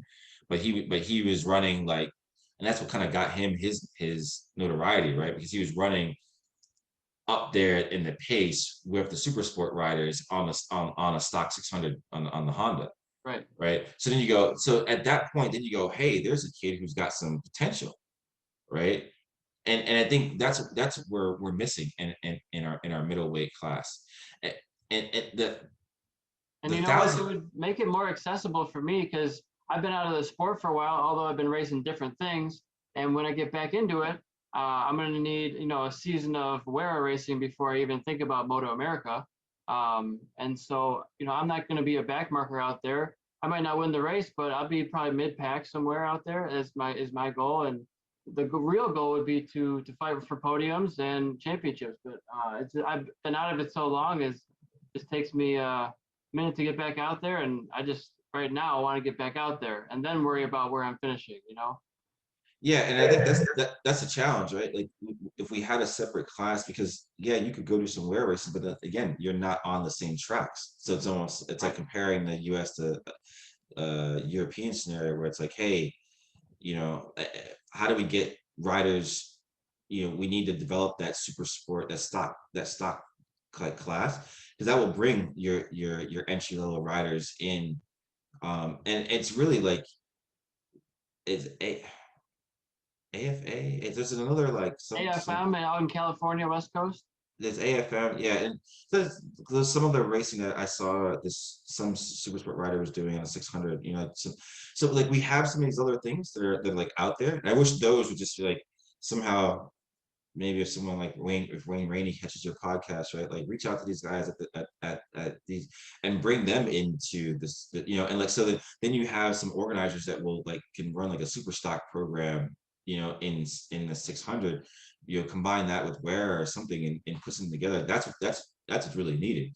Then you can develop riders. I mean, I guess the yeah, it's needed because I was gonna say that the twins they're trying, from what I hear is like people talk about the twins as like a step from like the 400 to the twins, but also the twins is like expensive. Like when you look at those bikes, and I think with that class, because it's like there's some like open rules to it, like it ends up being as expensive as running a super sport program. So you kind of skip over like, so in essence, like if you want to be a super sport rider, you might as well just start with a base super sport program and add your money as you go along versus going into twins and like coming in at a high level and then having to change the bike anyway. So Yeah. it's a little bit confusing. And I think that's where you asked me earlier if I had any frustrations. Like if I had any frustrations, it's like it's that we don't that there's people like you, from the kids to older riders who've come in and out of the sport. There's just like, where do you go? Like I would even still go because I don't think I can enter Junior Cup. I think it ends at 28. It's not even an option. So right. SVs seem like maybe an intermediate step, but it's like I don't want to give it disrespect, but it seems like a dumbed down 600. A little slower, but you might go through tires a little less, but it's still pretty fast. Yeah, and I think it's the weight, honestly. Just heavier. Yeah, you're dealing with bikes that don't when you go pound for pound on parts, right? You're not buying as many quote race parts. So the bikes are like the bikes are because like that Aprilia is pretty nice. Like The I know some RS guys, 660. yeah, I know some guys who've ridden it in Italy. Like it's a pretty, but like it's not gonna race against an R6. Yeah. because it's a heavier bike. It's a different machine, that's all. Yeah, and so those those little nuances make it a little bit difficult. But yeah, I think you're right. The intention maybe to be as a feeder, but the application is a little bit hard. When you think about, again, you start just doing the numbers and doing the math and figuring out, um, but again, there's plenty of ways. I think, like I said, just to get back on the grid and get back out there. Want to have some fun. I think I wish that we do something with the grid in the future. It's also a safety scenario. Like, I don't think, like, to have a race where you have to ride around other riders to finish the race, there's something wrong. Yeah, if you're talking about getting lapped, Yeah, back right. markers. Yeah, like we even see it. Like, yeah, that's the challenge of like the Daytona 200, right? Like, it's a bunch of, like, the majority of the grid is people who are like, I just want to race Daytona 200 because I want, Yeah, right? Like, and they should not be out there they're racing like with 15 seconds off the lap time. yeah, like, I, and that's off a lap time. Think about that. Think about that as an aggregate of the race, right? Like that's a whole other, like, I left and came back and you're still racing. That's, because we get in Motor America now, 1 point, 1 second plus off lap times, and you see what that does to a race, Yeah. right? But so, and that's just a challenge. Was it Kyle who had a crash this year? Like, ran into a back marker. I think Kyle Wyman ran into a back. Oh yes, yep, at Daytona, right after Right. the left-hander there. Yeah. Right. Like, so that's a shame, right? He was running in that lead group, right? With Swahn and Brandon and those guys, and should have had a fair fight to the end. But like, it's not it's but it happens it happens on the world stage too, but it's not to the level. Right. Not that extreme or that extraordinarily egregiously slow people. Yeah, and you still, and there was it still happens every once in a while, but it's just not something that's so prevalent. So anyway, yeah, I mean, I think we're in a changing world when it comes to the racing here. I think there's definitely gonna be more opportunities for people like yourself in the future, and I definitely think that people need to be thinking about it like a business, like we said. If that's selling product, and whether or not you become you be the go-to guy in your local area for people to get product, and that helps, and you use that to, and the thing is, like, if that becomes your racing funding, it's almost like you should be doing rare races, right? Because that's where your customers are going to come from, which is going to, like, and then again, it goes back to me, like I said earlier, separating your ego from the actual process and go, okay, well, really, maybe I can just enter in a couple wild cards for the races that I really want to race at Motor America, you know because if this is what's funding my business, and I'm having fun, like, why go through that national championship stress, Well, right? TV coverage, that's where you get your name out there even more. That's what my thinking is. Broadcast, if you're in the top Well, five at least. yeah, and I think that's again, you're talking about running a $150,000 program, Yeah. right? Like, so then it's not just, it's like saying, oh, it's like we said, oh, MotoGP, it's not just a non-option. It's just like, Oh yeah, yeah. I know what the it, costs are. It's just not now. I got to figure out how to make it. That's the hardest yeah. part is funding it. Well, but then so again, it's like, it's all like rings. It's like the Olympic rings. Like, I don't know where, outside of like, again, your own self-funded business, like, to run a competitive team, right? And the thing is, like, you, one thing I think people may learn from Europe, I think, is that if you want to win championships, you don't win championships by yourself, right? Like, and because winning a championship isn't about the money as much as it's about the experience, Sure. right? And so that's the misconception that people have here. It's like, yeah, I'll just get on TV, or if I just had the money to do X. No, this is why you pay for race services when you join a team in Europe. You're not paying to go race, you're paying for race services. You're paying for the fact that you got Crew chief and the tire guys and the well, and it's the experience and the know-how to get you to be able to win as an athlete, right? So the idea is not how do you fund your racing. It's like, do you want to be an athlete that someone else wants to race for them, whether that's road racing, TT racing, whatever it is.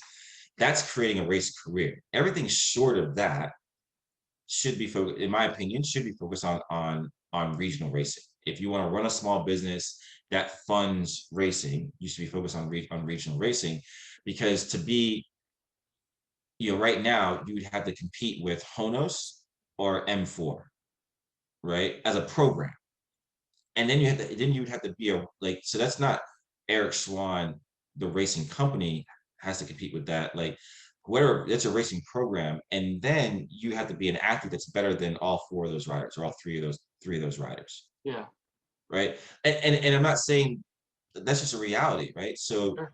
you have to have a $200,000 budget to run a race team. Then you have to have another. I can tell you how much money it would cost someone to train and have all the support that Sean Kelly or Richie Escalante has, right? And you put all those things together to give you the opportunity to maybe compete against those programs. So you're looking at least $250,000 a year, right, to put a whole program together to compete. And I'm just saying, like, that may not sound so much fun anymore, right? Like, fun may be $100,000 program that I can actually make some money. Like, I'm not really stressed and I'm doing what I like to do. Well, that's a regional racing program because you can sell product online.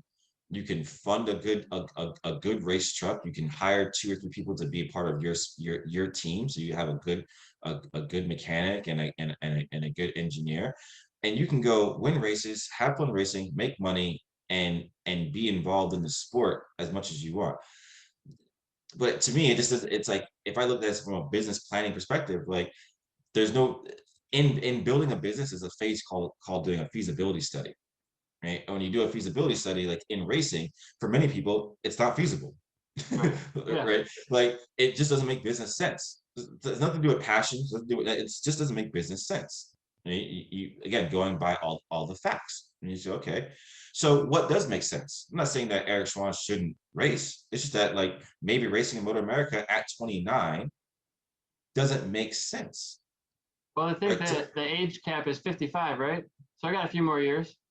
Well, again, I don't care what the age. I'm looking at the reality of it, right? And it's a $250,000 a year thing to be competitive, right? If you think you have a business plan to make $250,000 a year and then pay yourself to live, so add another $50,000, $60,000, whatever your personal living expenses are. If you Right. think you have a 300 plus $1,000 business plan, then it's feasible. It doesn't do, like, what eligibility doesn't make it feasible, right? Right. You're eligible to join the military until you're 30 years old. You're eligible to join the military right now, right? But I guarantee you probably wouldn't make it through one of our unit selection events because you've never done it. You're not ready for it. You're not trained. Like, it's not feasible. Are you eligible on paper? Yes. Does it make it possible for you? Probably not, I right? And think that's, you underestimate my abilities. I'm just being realistic because I've worked with thousands of athletes. You're human, Sure. right? I And I've just also, won a kart racing championship, and it was nearly a perfect season. I won 5 out of 6 races, and the one I didn't win, I got second place by the guy who worked there. again, I'm not downplaying your potential, but I don't know where your karting track racing series was, but in the level of karting racing series, like, I don't even know what level that was. Like, people can say they won the Florida Racing Road Racing Association championship. They can win the WERA National Championship. Like, you can win the WERA National Championship. You're still not a competitive super sport rider. So it doesn't matter. Like, the facts are the facts, and I'm like so. To be honest, I'm turning 42 fairly soon. I'm probably going to be competing in endurance world racing when it comes to mountain biking in the next few years because I want to, Yeah. right? I don't have any aspirations to necessarily, like, I don't really care like how I do because I want to, because I enjoy the idea of racing. I enjoy the challenge of it. And I'm going to fund that because it's fun for me to go out and go do. But but I know the sport, right? I know the people who are winning at the top of the sport. I know the doctors who are working there.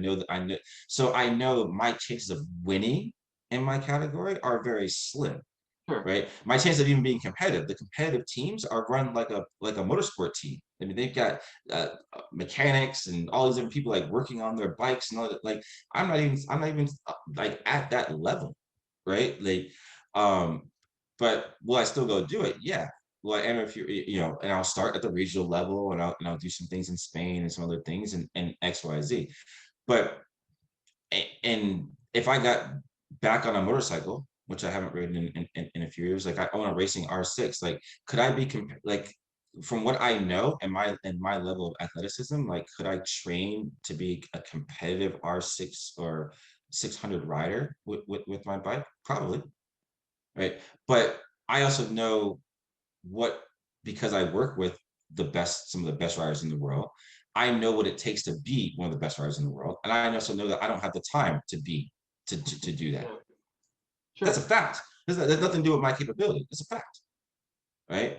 Like, and I'll tell you right now, like you running your own personal business and trying to race, like you don't have the time to be like because a competitive athlete isn't worrying about that other shit. Right. Like they have one focus, Well, see, right? the whole point of me running or starting this business is to build a business architecture that will allow me to walk away from it at some point and have other people run it with extremely low contact from me. That's the whole, it's like a money generation vehicle is the idea. Yeah, you think that I've been running my own business for 10 years. Well, at I least would the say operations that part of it. So I don't have to ship that orders that every day and handle messages like that. that walking away never happens. I've been trying to walk away for 10 years. It's still behind me. It's Well, following me the whole. you end up wanting to make it better, right? But I'm no, like I said, I'm definitely not like taking an opposing position but I am saying that like there's a realistic position of like what you know people need to treat the sport more serious, right? And it, I say take it more serious just the same way as like you wouldn't say at 29 that you're gonna go join the NBA. Well, if I had been playing basketball at a professional level or at an But expert you but level for the but last but 10 but years but you before haven't that, been. But you haven't been. That's the problem. That but that's the difference is that there isn't that comparison, right? Because but so I've been racing for the last 10 years. getting an expert license in a local racing organization is and like that's the whole thing about the being a professional in this sport. Like I argue with that, like you know, giving someone to think that they're a professional because you're You've earned have your professional license. you've amassed the minimal skill to not kill yourself on a racetrack, right? Like that whole idea of earning a professional license like first of all it's an American thing. For like first of all so the ideology is wrong because like if you're a kid overseas, like you apply, if you don't make the grid you don't make it, and so you get a license from when you're very young. Like no one's like, oh, I earned no, you just earned a racing license. You have a racing license and you race to your category, right? So if you so you're not a pro, there's no expert, there's no novice, you race to your category.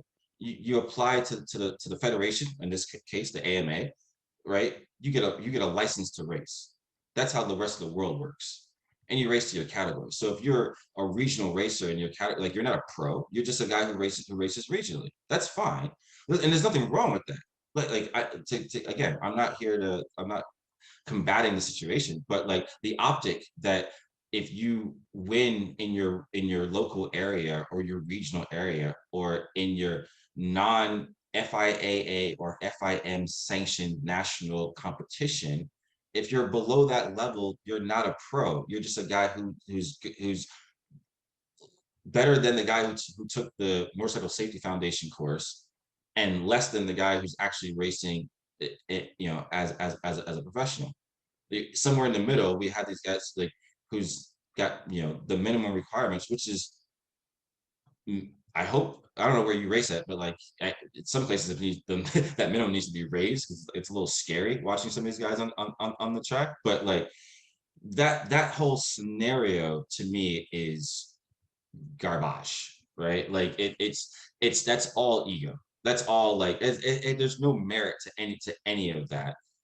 You hold a license to race, right? And you've had this license for a number of years. The level of your license is arbitrary because it's comparable to nothing, relatively speaking. There's no relative comparison to that, right? Because it, if you went to any other country, they wouldn't care that you were an expert XYZ. Like you just go, and if you don't make the grid on that thing with your license, like, okay, you need to have some base level to get your license. But then once you achieve that, you're at the bottom like everybody else. Like Yeah, it's it's just getting on that's to get on the racetrack. right. So that's kind of where we are here with like getting on the where getting on, like you're getting on the racetrack, right? But the the local, maybe to me it's like I look at the optics. If you're in Italy or if you're in Spain, like the guy who's winning like the Andalusia, like it's a southern area in Spain, southern Spain, they have their own like championship, right? The guy who wins that championship isn't running around like he's a pro rider in Spain. He's just the guy who won the local championship in southern Spain. Now he might be a former, right? Like, oh yeah, this guy was a 125 champion back in the day, or this guy was a blah blah blah back in the day, or yeah, he used to race, But like from zero to from zero to top, like if that's all that person ever did, then they're just a local rider. And I think we just need to adopt a little bit of that humble attitude, like relative to like, no, it is a lot different. Like it's not the same. Yes, and for some people, like we as in like the older people like have missed we've missed the mark, or we've missed the, and we need to go, okay, yeah, like that's not our, like the dream is the dream. That's, but like you have to adjust the dream, so to speak. You don't stop dreaming. You just need to adjust the dream into a lens that makes more sense, because the the pure nature of it at a higher level requires a different set of skills than someone who has raced at a not higher level. For You've already ingrained the skills at your level. You're gonna get better when you get back on a bike. We hope, because you have the passion, you have the desire, you might even have some natural athletic ability.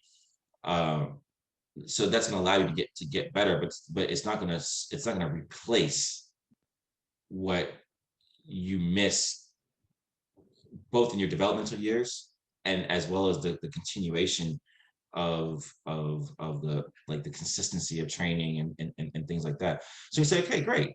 Like I just don't, I would just consider, like, to me, you you have to be uh, at the Motor America level, working for a team as a rider, which to me is the delineation of being a professional motorcycle rider. If you're an independent team owner, and like owner operator rider scenario, right? Or yeah, owner operator. If you have other people that work for you, you're an independent team rider. You're a national level, like that's, it's just not this. It's not being a professional, because I being a think it's just professional. semantics though, because like look at Stefano Mesa. He's a professional race winning podium guy, but he's running his own team. He's a pro, No, he's an independent guy who's fast, who should be a pro. but he's a professional, but he's not making money at it probably, or he's getting his stuff covered. I don't know what his finances look like, but Again, I would put Mess is in the same category. It's not. it's just Like, semantics. You're just no, it's to picking me it's words. not, to me it's not semantics. It's like Mess is still an independent, he's still an independent writer. Does he have the level? But there's no Should factory riders. Excuse me? There's no factory riders. There's no factory teams. Suzuki M4 is a factory. Suzuki They're not is supported by the factory. They're not yes, supported by Suzuki. yes they are. That's how. Okay. Yes they are. Are they getting? They're getting paid by Suzuki? Yes they are. There's Because I had Bobby Fong on here, and he said he's not a factory rider. he's getting paid by his team. He's not So, Suzuki. He's not a Suzuki factory rider, though. See, that's semantics too. It's like, what do you want to draw the line? right, he's not a Suzuki factory rider, right? But last year last year they did have a Suzuki factory, someone who was getting paid, and more than one person on that team getting paid from by Suzuki, and they and that has not completely changed. All right, I got you. So you can call it semantics, but there's facts behind that that are not you're not looking at 100% of the picture. You're looking at one person's perspective, yes. Okay. And Bobby's my boy. Like I love Bobby to death, right? But that there may be a truth that's his truth that's not the same for every person who's within that organization. I got you. So we're almost at 2 hours already. Yeah. Where can people find you online? Mainly, right? We have our Instagram. What is my Instagram? Mr. Michael Torres, Mr. Michael underscore Torres. I don't even remember anymore. You see me, I'm not a big like promotion thing. I'll tell you. Mr. Michael underscore Torres. That's my personal Instagram. And then TTP dot racing is where you can find most of the stuff that we're doing on the racing side, which I think is easier to connect with myself or any one of our team members because I'm not always available. And yeah, I'm on LinkedIn for those who are doing more of the business thing as well. That's just, you can search my name. If you want to, I'm easier to find if you want to talk business on LinkedIn is from a social media perspective. The racing Instagram for me is more about supporting the kids and the stuff that you guys are doing who are actually on the track doing, having all the fun. And then TTP racing, yeah, it's good. We're now accepting applications. I could say it on your podcast, I guess. What is this like go like live? Is there a date for this? This isn't live. It'll probably be 6 weeks before it's published. Okay, so by time it does go live, but we will be, because it doesn't start till August. That's all I wanted I wanted to ask you about that. So we will be taking our applications for our international programs. So it's starting with Moto 4, which is age 12, all the way up through Superbike. Okay. So if riders or parents are interested in learning more, whether you are 29 and getting back into the grid and looking to maximize that, we have programs for both physical performance as well. But our international programs are open, and we'll be taking information from people who want to get involved in potentially those activities. I do want to say, where are you based in the world, in the country? I'm in Michigan, just north of Detroit. Okay. I do want to say that give a quick shout to the South Florida Mini GP. They're one of the organizations we interface with and work with a lot here. They do have a camp coming up next year, which is their annual camp in January.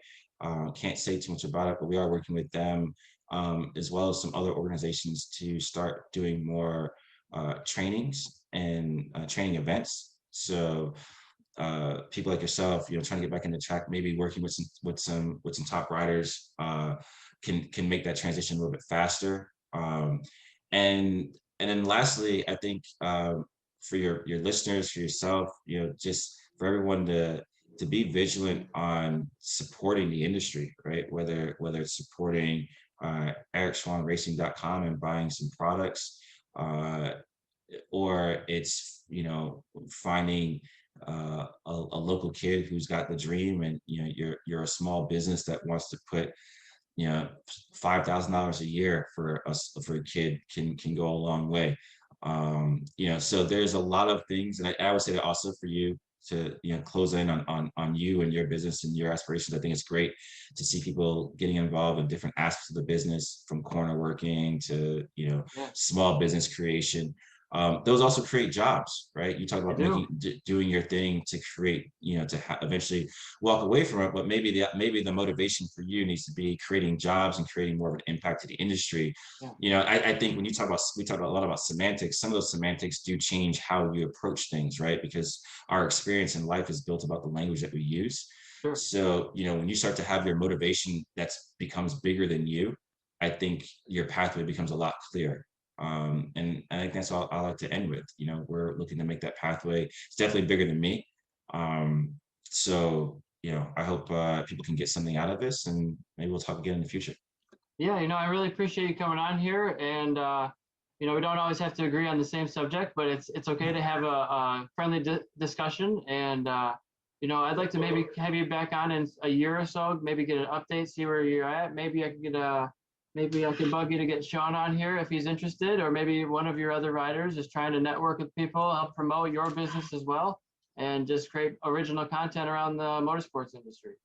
Yeah, listen, I am a huge fan of discourse in Yeah, a matter of you should definitely stand guard of your opinion and your prior beliefs, and maybe I've added something to your palette to think about, and maybe that allows you to adjust in the future or not, right? But the idea is let's just take an open opportunity to talk about, like, as I'm an African American guy, you're not, right? Let's have two people that can come from two different backgrounds, two different places, and can sit here and talk for 2 hours and not argue yeah, like half the country likes to do. I think is something that's beautiful about this sport, right? Because the sport does bring together people from all over the place, and I think that's very much overlooked. And I enjoy it, and I'm happy to engage in it. I'm happy to come on these shows. I'm happy to talk with people that maybe don't agree with anything that I'm saying, but for the sake of the industry and for the sake of the credibility that that I do bring, it's worth it to have a conversation. And I'm super excited to always be able to have a conversation that's truly just a conversation. Conversations aren't meant to be sales meetings, right? We don't right, need yeah. everything doesn't have to end with someone else believing in what you believe in. It's the ability to be able to voice that and communicate that. So thank you for having me on your show. Thank you for giving me the opportunity to speak about this. Lastly, just a quick shout out to quick rundown. We talked about Sean Dillon Kelly. Quick shout out to Julian Correa, Juju, who you might have saw in the Mini Cup last year, who is taking on the British Talent Cup this year. He Yeah, I will know the start. name. Yep, he will start with 4 wild cards. Our first round is in about a month. We will be heading over to Silverstone Exciting. alongside the MotoGP round with the British Talent Cup. So we're really excited for that. So he'll be flying an American flag overseas. I also want to give a shout out to Alish View, obviously my Spanish riders, Maria Herrera, who's my other Spanish rider, also obviously the only female in the World Championship in the MotoGP side, and one of only two in World Superbike. And we're working on a few young riders, both in Spain, another American who's in Italy right now, two females that we are speaking with about increasing that level and getting them into the fray. So shout out to all those guys. Zach, I mentioned you already, so doing great. My coach Jordy out in Spain, doing a lot of things with their team out there. Julia with our biometrics, and Aura, or one of our physios we work with. Everyone that's out there is doing great. So thank you for the time to give them a little shout out. And yeah, next year, summertime is great, right? This is the time, like, we have a little break right now. This is about around this time, right? Yeah, yeah. Is pretty good before it gets crazy again. So good luck with everything. If I need some parts, I'll check out ericswanracing.com. Yeah, we're uploading new stuff all the time, and I just got to go ship some orders and get some dinner. There you go, brother. Well, Awesome. enjoy. Thank you for having me, and look forward to hearing this whenever it comes out. All right, I'll be sure to tag you and make sure you share it so it gets as many eyeballs as possible. Awesome. Have a great night. Thank you All again. right, you too. Bye-bye. Bye.